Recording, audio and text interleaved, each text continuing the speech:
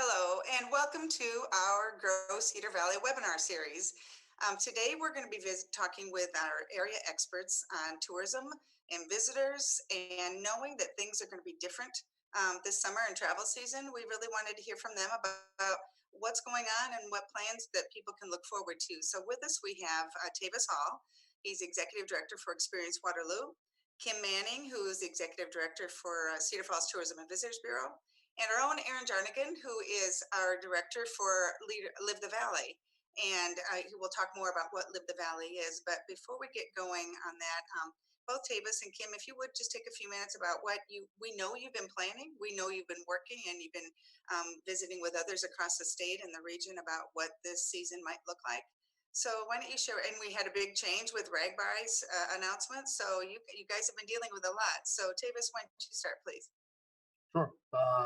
So, it's certainly been crazy times for our industry. A lot of our industry, both hotel partners, as well as restaurants, attractions, sort of every front-facing entity that welcomes visitors has really sort of taken it um, in the teeth, frankly.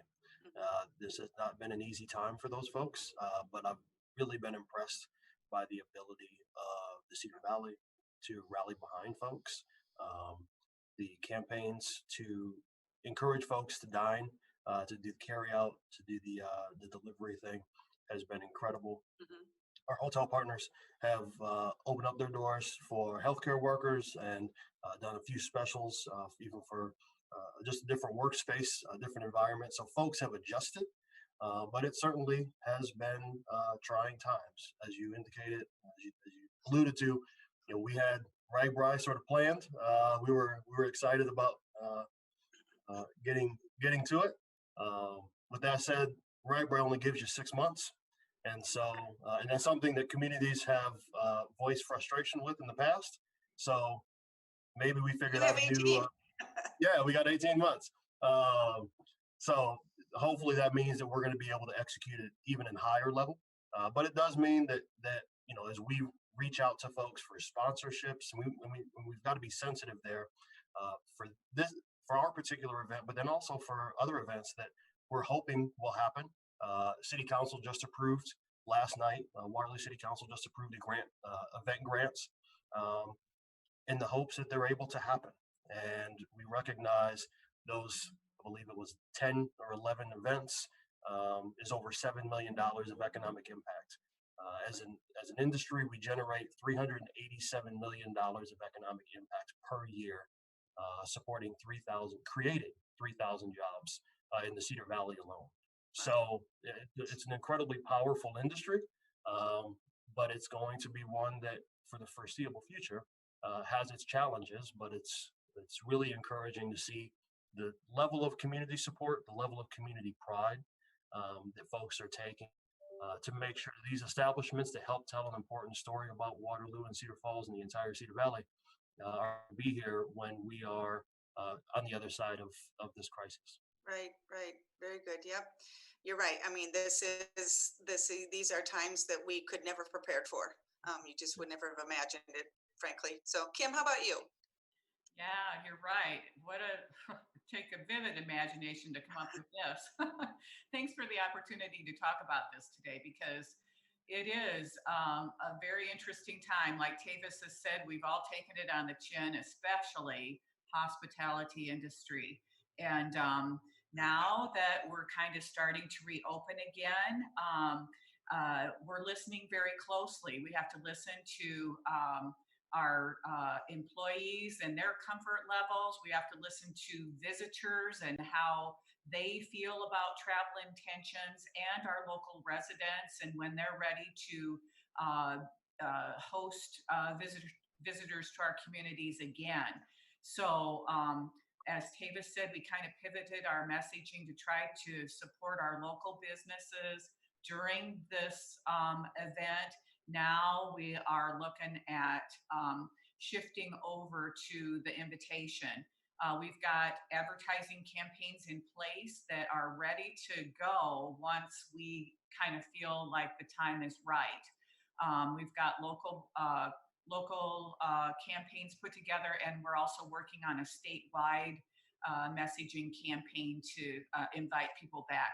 We think Iowa is really well positioned to recover fairly quickly. I mean, we're perceived as a safer destination with smaller communities. We're mostly drive-in. So we kind of feel like people are going to be ready. There's going to be some pent up desire to get out and experience and do things. We've got an outstanding trail system that's already proven to be very positive because you can do that while social distancing. So we're looking forward to, we're still going to have a fun summer. It'll be a little bit different, like you said, but it'll still be fun. Yeah, yeah. So you kind of touched on something that I know Aaron will want to get to about pivoting with messaging, because that's what we've talked about with Live the Valley, and Aaron's really been doing a lot of research as far as talking with folks and understanding what that might mean. So Aaron, why don't you visit about what Live the Valley's working on? Yeah, absolutely. So again, my name is Aaron, and I work at Grow Cedar Valley, but one of the projects I work on is called Live the Valley, which really what it's been in history and up until now is our talent recruitment and retention tool that we use to promote the Cedar Valley and allow companies to use as they're talking about, high level what the Cedar Valley is, what amenities there are. And it's very interesting because, the talent attraction game looks a little bit different now.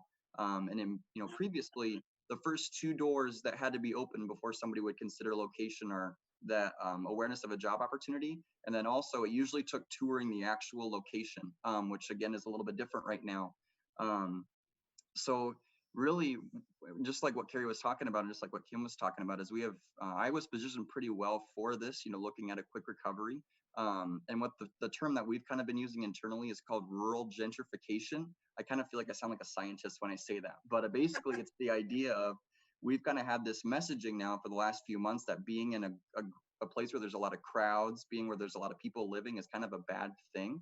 And so again, when the timing is right, coming out with messaging, talking about the trail system, like the fact that, Waterloo is the same area as San Francisco, but way less people, that's not a tagline, but that's something to think about, in our location, that we have this space, we have great amenities. And so that'll be part of our messaging as well. And I totally agree. I think our area is very well positioned to get back on track and ultimately invite others. And I can just tell you too, really what we're trying to do with Live the Valley is, we're shooting out messaging and stuff, but at the end of the day, it's all about, what our area thinks and what our community members also, what they're sharing with their friends and family.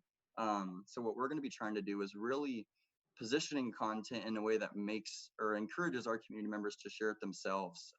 Then instead of, us kind of being a voice, we can help somebody who has a brother or somebody who has a kid who's moved away, trying to encourage them to come back. Because that's going to be some of those first doors that are opened as those families, just wanting to get back in touch. I know my cousin's getting married next month, and I'm not going to be going, which is kind of a bummer. But I'm wanting to at some point have them come and like actually go and visit them as well. So I think that'll be where the door opens first. So that's where we're positioning content.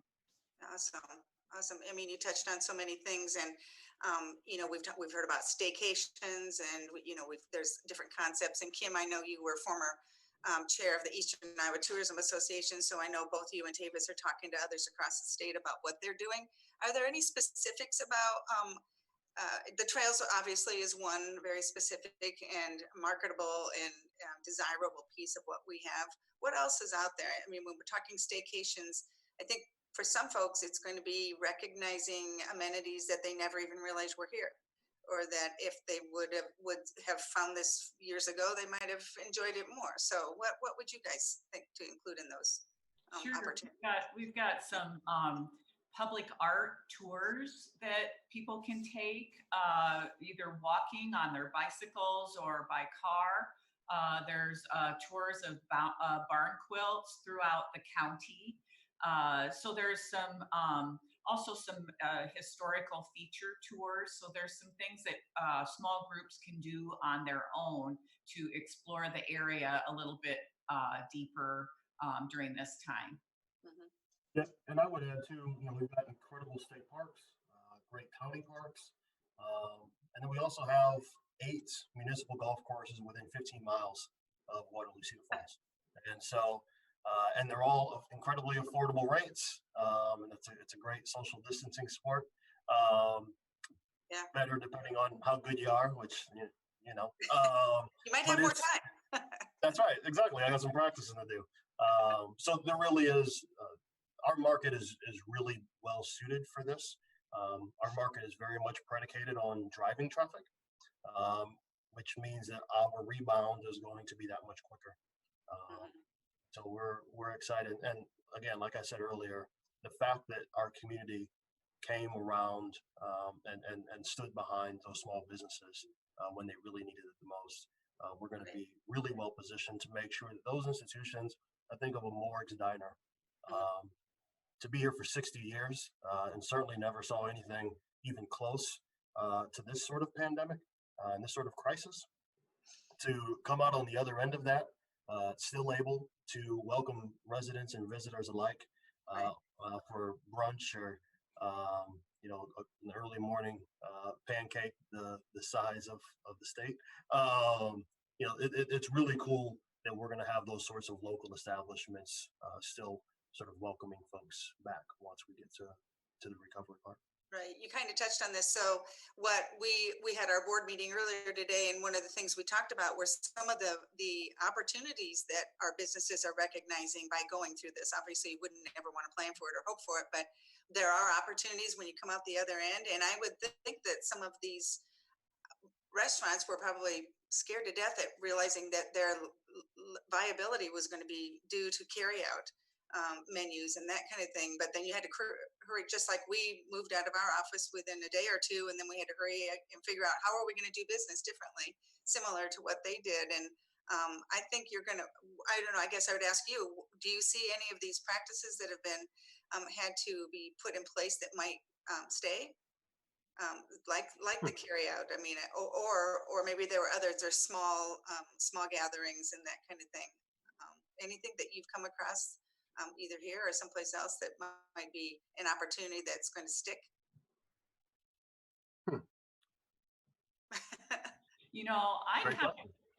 I kind of see the other way around, where people have come to appreciate those experiences that we once had even more.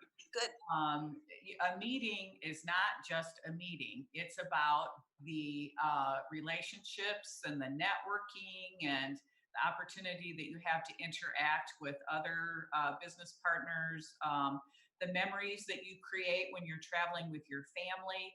I think that we've all kind of been given a chance to experience life without that temporarily. And we're going to remember and embrace and appreciate that. That's interesting. That's a very good observation. So you kind of get into what are you hearing about events, not just like our large events like RAGBRAI, but what are you hearing about some of our facilities and some of our event locations, about how they think they're going to be able to re-enter the landscape? I worry about them a bit because they're working twice as hard to make half as much. And I am hopeful that we're smart people. We're going to figure this out.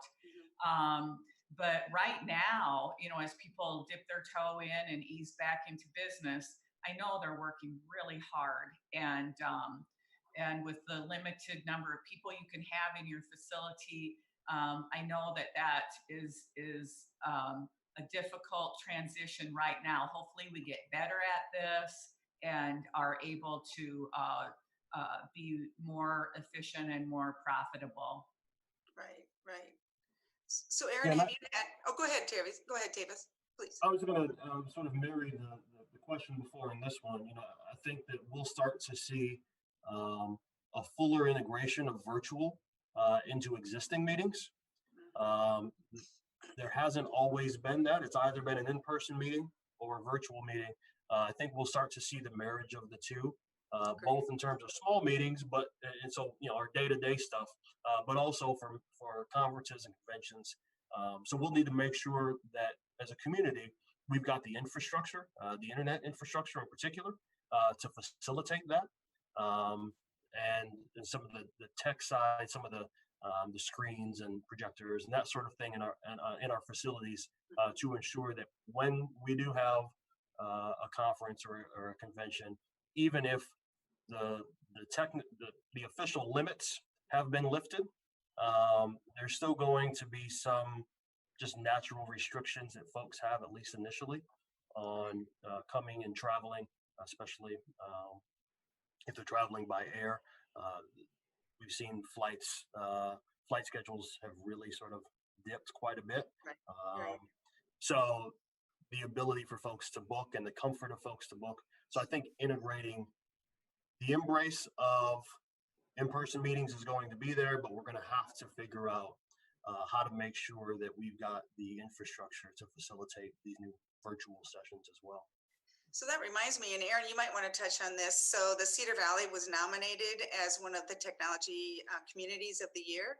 So, I think that determination will be made middle of June or end of June. But how can you see that pivot of that messaging, Aaron, with that nomination or hopefully the designation? Yeah, absolutely. Well, I just think, tying that to the question you asked, they talked about, it's just what a time for creativity. Nobody wants to go through something like that, but it forced a lot of people to be creative, whether you're a business, like a restaurant pursuing a website, just what a time for that. And I think, looking at this technology community of the year, it's really what, who came together, how did they come together, and what creative ways did they come to support the community?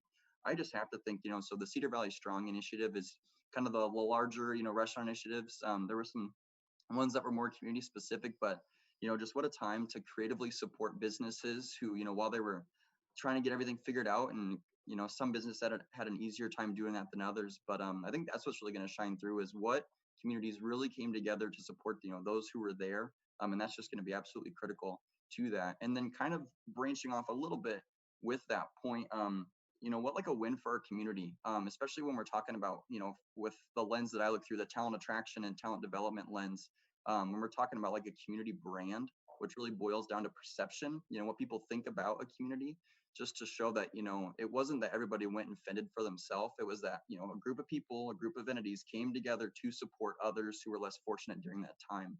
So there's kind of like a two-prong, we're here supporting each other, but also just what a win for our community just as a region. Right.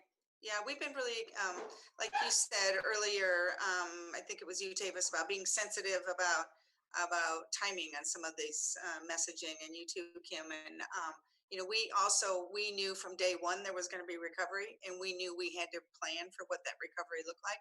But we also knew we couldn't pull the trigger too soon while people are still really, still in pain, but still obviously trying to figure out how this looks and how to get through it. But so I think the messaging, and we've really appreciated, and you all are part of that. Our affiliate group was our tourism entities and our main streets and our other economic development organizations that come together now weekly. We used to quarterly, and it's been really helpful just to kind of hear what other communities and other entities are hearing, is to make sure that we're all kind of pointed in the same direction, and we very much are. And I think, Aaron, you really nailed it with that. Some communities are still treading water, trying to figure out, what they should be doing next. And ours very, very quickly came together with chunks of collaboration and partnerships that have really helped each other get through this. So, I know we talk about travel and entertainment and tourism and everything being different. And you're right, Tavis, you touched on the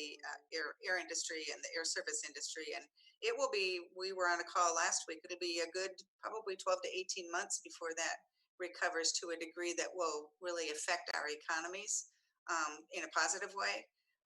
But what other kinds of trends are you having to navigate around or pay attention to? I mean, I know everything, but is there any kind of a trend or a theme that have really guided you in how you're going to get through, or how you're going to help our communities get through the next 6 to 12 months? Either of you? We've really started once this thing really sort of started to hit home. We internally started having conversations about how we're having these conversations, how we're communicating with potential visitors as well as residents. I think that's going to be the lasting impact, is that traditional CVBs or DMOs have in the past been almost singularly focused on visitors. I think there's more synergy now with the efforts of like a Grow Cedar Valley and destination marketing organizations like our visitor bureaus, as well as Main Streets. That this really is a united effort.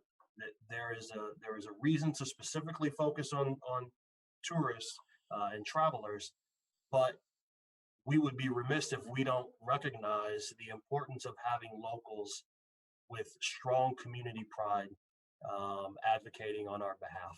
And as much as we can do as DMOs to empower those folks, give them the toolkit to get out there and champion our community, the better off we're going to be. And so I think that Kim and I's jobs will certainly change moving forward. We're both blessed that we've got strong board leadership that has established reserves because let's be honest, hotel motel revenue right now is going to be down for the likely next year. So we're going to see some dips there, but because of some strong planning, we're going to be in a position where we can still aggressively go after events. We can still aggressively promote our destination, but also shift a little bit of our focus to amplifying local support and having that internal conversation where it's not just 100 miles out, but we're having it 100 feet away, at least 6 feet away, with the safe distance. But we're going to have to shift to that narrative, and that's going to be a part of, I think, what CVBs and DMOs do for the foreseeable future. And I think it's great. Synergy that's likely long overdue. Good, very, very good. Kim, how about you? Well, I think all forms of economic development are important. And I think we're really fortunate here in the Cedar Valley to have a good strength all the way around. But investments in tourism and marketing return much faster. So your return on investment to promote the area as a visitor destination is going to come back, within months. Other investments are going to take a little bit longer. They still need to be made. But as Tavis said, we've both got strong reserves. We are not going to pull back now. Now is when our community needs us to get the word out about what we have to offer, and we intend to do that. Absolutely. Very good. How about you, Aaron? Yeah, I totally love everybody's saying. I just think totally that synergy piece and coming together and recognizing that this is the time to hit the pedal, not the brake, with a lot of this stuff. Because I just think, in this past time, we talked about it a little bit, when we're pushing out messaging, this is a great time for just rediscovery as well, with our local communities. I just think of Cedar Falls specifically. There was an article about a couple who went and did like a 200-mile tour just through Cedar Falls just to discover the roads that they hadn't seen before. And I just think of that's just such a great opportunity. But no, I just think moving forward and getting back into recovery, it's going to take a total just synergy. I love that word. Like Tavis was saying, just understanding that this has to be a full force thing. And that, and we're very fortunate, again, just like what you said, Carrie, that our community was ready to kind of get together, get at the same table, and get on the same track, because that's going to shine through, and then just going back to that technology community of the year, it's going to be, it's going to be bigger than that too. It's going to be exciting to see what actually comes out of it and what creative strategies come out of it. So. Absolutely. So how you described creating, rediscovery is very much what we've been hearing. We've all been hearing about families are finding this isolation and this quarantine time. It's been maddening for many and most of the time, but it's been some real, that would be you. But it's been some real time of rediscovery and deepened some really missed opportunities that they might not have noticed had they not had this time to just really have to take a step back and take a deep breath and then really recognize how we're blessed in many ways. So we are winding down on our time, and this has been awesome. I can't thank you enough for joining us. Any last minute comments, any parting thoughts you want to share with the group? Kim, please. I'd like to make sure that people stay tuned to Cedar Valley 365. It's our joint calendar of events. Thank you. And we are posting virtual experiences, and we're also posting new dates for events that have been rescheduled. So there are things going on. So keep an eye on that. And it's a great, there's tools that you can share those events on social media platforms, so we can use everybody's help to spread the word when events do occur. Awesome. Good. Thanks for the reminder. Anybody else? Otherwise, for those of you who are watching, if you're not watching this at a later date, the governor will be on in a few minutes with her daily briefing.